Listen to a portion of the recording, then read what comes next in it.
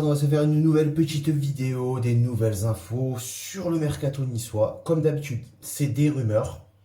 On n'en parle pas trop, on en parle beaucoup. On va voir ça. Avant tout, une petite pub pour Neira, un ami à moi sur YouTube. Donc pour le chercher, en fait, il fait des carrières manager sur FIFA pour le moment. Donc pour le trouver, si tu ne le trouves pas en tapant Neira, tu mets Neira carrière et tu tombes sur sa page YouTube où tu peux voir un peu tout ce qu'il fait. C'est un ami à moi. Vous pouvez aller vous abonner sans souci. Ça me fait plaisir et je te fais la baguette, mon ami. Et ensuite, je pense avec la nouvelle rubrique pour l'année prochaine, je suis en train de tester là. On va aller chercher les meilleurs commentaires qui ont été mis sur ma dernière vidéo. Donc c'était le bilan de l'OGC Nice. Donc dans les meilleurs commentaires, je te les affiche en même temps et je te les lis. Enfin, je fais un petit résumé. Donc il y a le Yov qui a marqué que j'étais assez dur avec Thuram.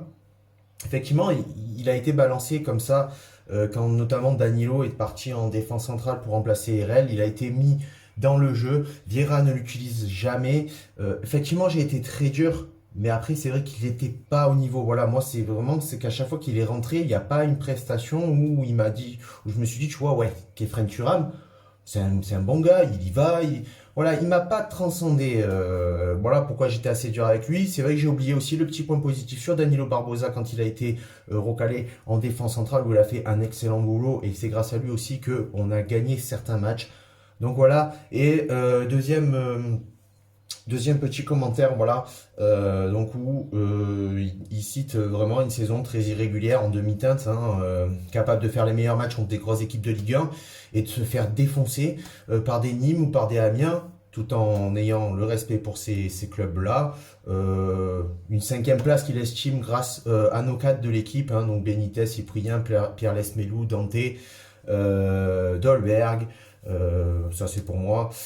Et il voit donc que cette année qui va arriver va être l'année du démarrage du projet niçois avec un bon mercato qui nous permettra de faire de bons résultats en Europa League et pourquoi pas de se qualifier en Champions League l'année prochaine et d'être dans le top 4 du classement. Donc les amis, n'hésitez pas à commenter la vidéo, dire ce que vous pensez un peu de toutes ces infos que je vous donne.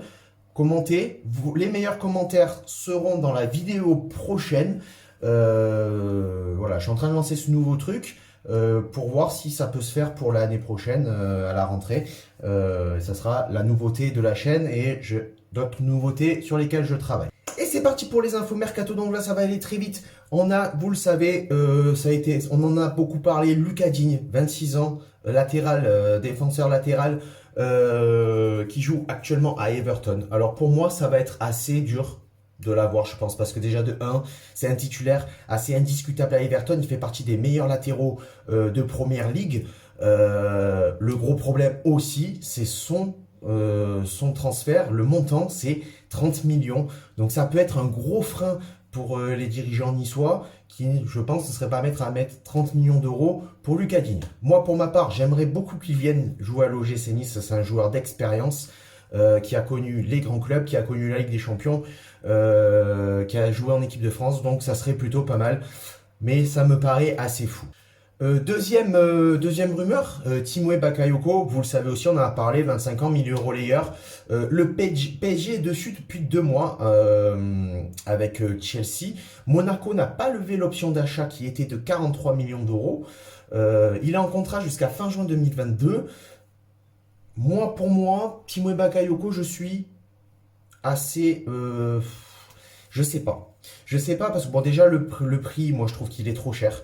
Je trouve vraiment qu'il est trop cher. Si Monaco n'a pas levé l'option d'achat, c'est que vraiment il a peut-être pas fait la saison de folie. Et moi je trouve que Timoué Bakayoko, c'est un très bon joueur. On peut le relancer, mais il est trop irrégulier pour moi. Pour ma part, c'est pas on va dire si on perd Cyprien et que on perd peut-être Pierre Lesmelou, je ne sais pas. Pour l'instant, il n'y a eu aucune offre pour Pierre Lesmelou.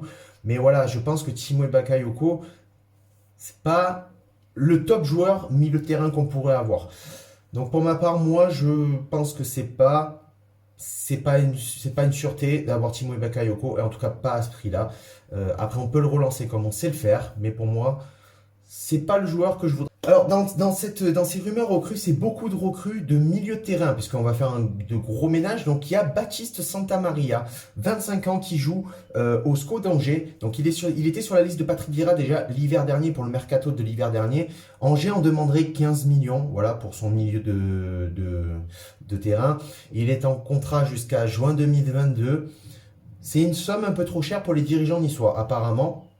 Sachant que quand Santa Maria est arrivé de Tours en 2016 pour aller rejoindre le SCO d'Angers, ils ne l'ont payé que 500 000 euros. Donc, bon, grosse plus-value. Moi, je trouve que c'est un bon joueur. Il peut apporter beaucoup à l'OGC Nice. Il est jeune. Pourquoi pas? Ça peut être un bon enjeu.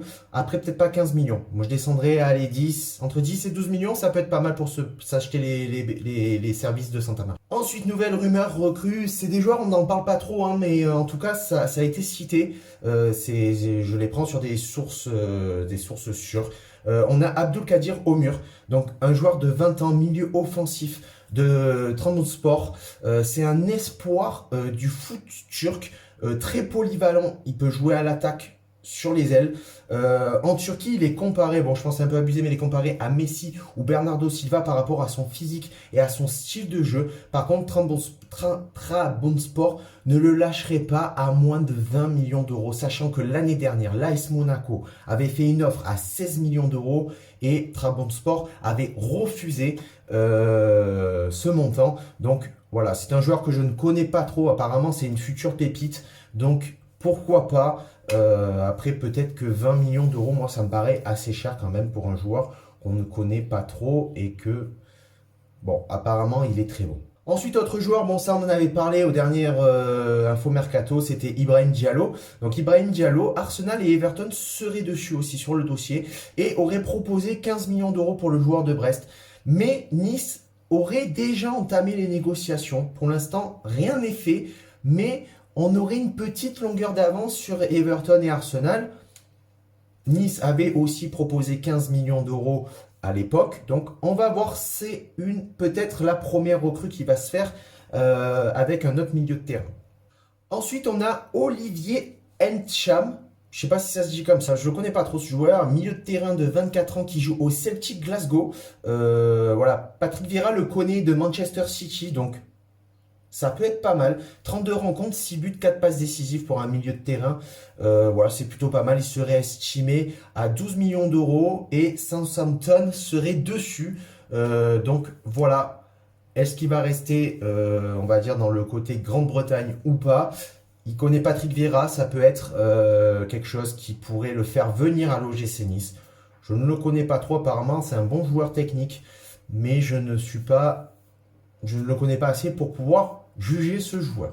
Ensuite, autre milieu de terrain, celui-là c'est un milieu de terrain algérien, et on connaît bien nous les Algériens à l'OGC Nice, ils nous réussissent plutôt pas mal entre Attal, Ounas, Boudaoui, c'est Isaac Boussouf. Voilà, il est comparé au nouveau Mahrez. On le compare au nouveau, enfin on dit que c'est le nouveau Mahrez. Donc si c'est le nouveau Mahrez, moi je dis oui, pourquoi pas. Il peut jouer ailier aussi. Il est estimé à 300 000 euros.